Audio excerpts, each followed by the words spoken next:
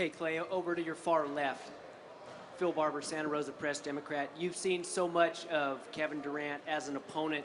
What was it like playing with him in Brazil? Did you see him in a different light? Did you learn anything about him you didn't already know? I got to know him off the court, which was really cool. I didn't really learn anything I didn't know from the basketball player he was. Just a guy who really loves the game, very unselfish, and he could have had one of the biggest egos there, but he's very down to earth, and that was such a fun part of Team USA. Is we all there, all 12 of us there to have fun and represent our country. That's why that was my favorite moments from my trip. Radio, San Francisco. I remember after Game 7 how disappointed you were. How long did that disappointment last? And can you describe the feeling palpably to us, what it's like to have that kind of disappointment? Well, these last 2 years I've been on the side of both winning and losing. Obviously in 2015, the ultimate gratification when you win an NBA championship. And then the exact opposite the next year, And I look at the bright side of things, and we can get better from it. And I think everybody in this organization was very disappointed. You had to be if you're a competitor, and that's what makes us a special group. Is that fire will continue to burn inside us until we win another one. So it will last for a long time. It would bother anybody, obviously, but. I've been on both sides of the spectrum now, and I've learned from both years what I can get better at, and so I'm so excited for this year. We obviously have a new group, but it should be the same expectation we had the last 2 years. Front row left, Mark Stein. Klay, there's obviously a lot of newness around here, and on the outside, all of us are asking, how long will it take for this team to kind of mesh? Yeah. How long do you think it's going to take to play with instinct and like you guys have in the past? I don't think it will take very long. It will take some time, obviously. It's our first practice tomorrow together, so it'll be some rust out there, and but I anticipate it won't take that long. That's what the preseason's for. It's exciting. It's crazy to think we have a game and this weekend. It came so fast, but. It's wouldn't happen any other way. So I can't put a number on it, number of days or how many games, but we're all unselfish players, and we all love to play. And our front office does a great job of getting guys who fit the character of this team and just want to win. So I don't think it'll take that long. Right side here, front row, Monty Poole. Monty Poole, CSN Bay Area. Klay, a couple of months ago, you said that you won't be sacrificing anything. People ran with that as if you said, I'm going to take every shot or something like that. Yeah. What did you mean when you said you won't be sacrificing anything?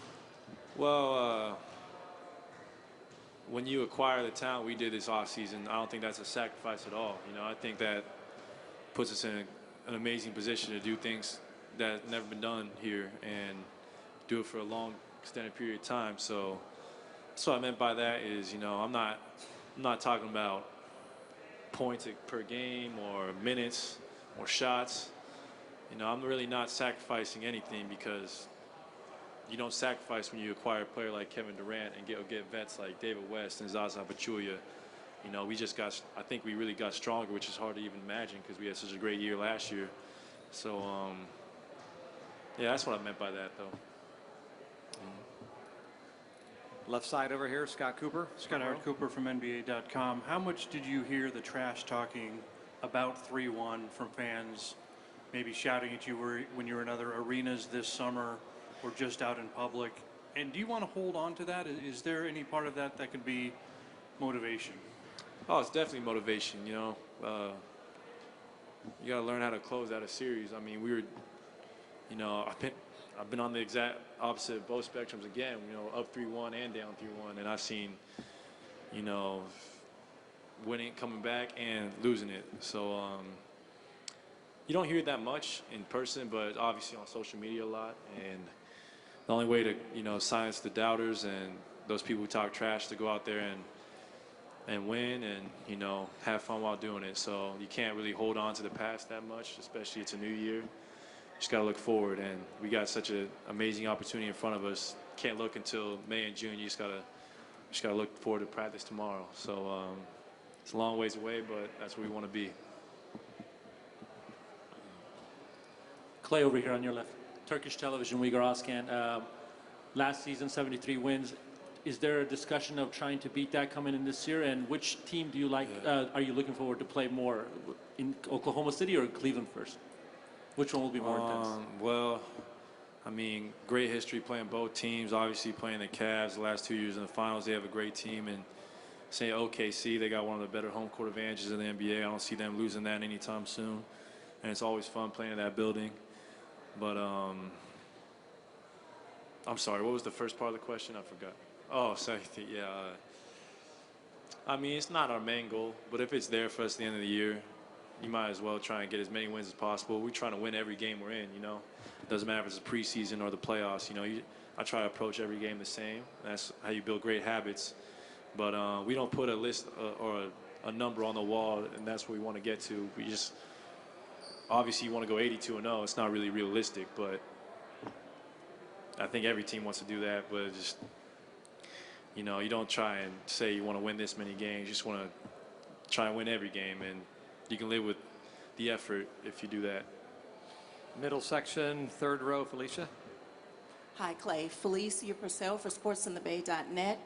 And last year, you guys talked a lot about having a target on your back coming off the championship. And this is going to be a two-parter. Do you feel that you guys will have a target on your back now with the addition of Durant? And secondly, Draymond talked about how he has grown as a man.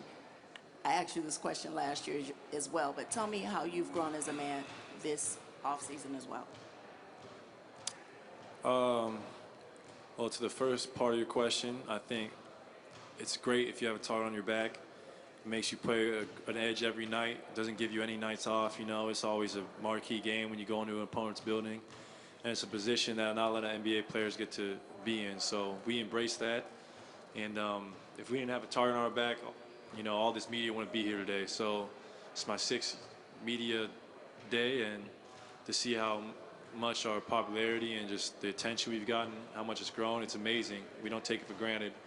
And the second part of your question, yeah, Draymond grows every year. He's one of our best leaders. He's one of the best players in the game. And for me, I think I, you know, grew as a man this offseason, just learning how to deal with adversity, you know. Having that monkey on your back, being a couple minutes away from the NBA championship. You got to, you know, that's was on my mind a lot, and it makes you stronger. It makes you work that much harder. So I'm going to be even that much hungrier this year, and I think that's how I grew this summer, is just being able to foster those emotions into, you know, positivity as far as working even harder and getting that work in the gym. Left side, last row. Hi, Elise Kirshner from NBC Bay Area. Both Draymond and Steph talked about what Colin Kaepernick has been doing in terms of taking a stand and protesting. Do you have any thoughts on that, and do you have any plans on whether or not you will stand for the national anthem? Well, what Colin's doing, it's amazing because he's backing up what he's representing. You know, he's not just going out there seeking the spotlight or doing it for attention. He's really trying to make a change, and it's very honorable. You know, there's a lot of guys out there who might just do it because a lot of people are doing it, but Colin's actually out there. He's really trying to make a change and use his platform to better our society, and there's a lot of honor in that. And this is a great country, but obviously there's a lot of things that are going on right now that are really disheartening, and Colin's trying to make a change. So it's really inspirational, not only us athletes, but, you know, the younger generation and the older generation as well. And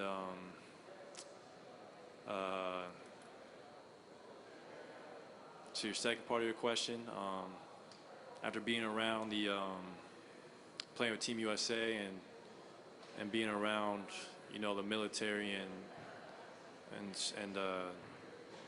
seeing how much we mean to them, and when you're standing for your flag, I think that means a lot as well. So I'm all about a peaceful protest. I'm all about affirmative action. but I'm not sure what I'm gonna do. But I do like enjoy standing for the flag because I know there's a lot of opportunity in this country, especially basketball's taking me a lot of places around the world, and going to Brazil this summer was really eye-opening, and it was a great experience. And yeah, that's it. Great. Middle section, third row. Daniel? Clay. Daniel LaRue, Real GM. Have you noticed the difference physically for when you, let's say, play the whole first quarter and then rest to start the second versus when you get pulled out earlier and then come in the second? And do you have a preference between those two things? I mean, if you make 5 or 6 shots in a row, you want to stay in. You want to go till you miss. So there's no preference for me. It's I know I'm going to play a lot, so it's not about playing the whole fourth quarter. I know Steve likes to use me with that second unit a lot as well. Fresh, start second quarters. So whatever's best for the team. I think I'm in good enough shape to be able to play 40 minutes a night, but we are such a deep, talented team. There's no need for that. It's such a long season. Great. Anything else for Klay? One last one right here, third row on the end, left side. Yoko Miyaji of Global Japan. With the summer that the Warriors had, how do you see that the team is changing this season, and how do you see that your role is going to change? Obviously, we acquired some new players, some great players. That's what makes this season going to be so exciting. There's a lot of anticipation. I don't see my role changing that much. Be aggressive on offense and try and play, stalwart defense on that side of the ball and be a pest. So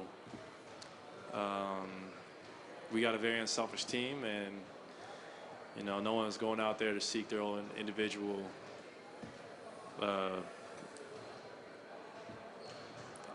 no one's going out there to get their own. We're all going to do this together, and that's what it takes to get another trophy. So it's baby steps. Can't look too far ahead. We just got to get through a great practice tomorrow. Great. Thanks, Klay. We'll have Kevin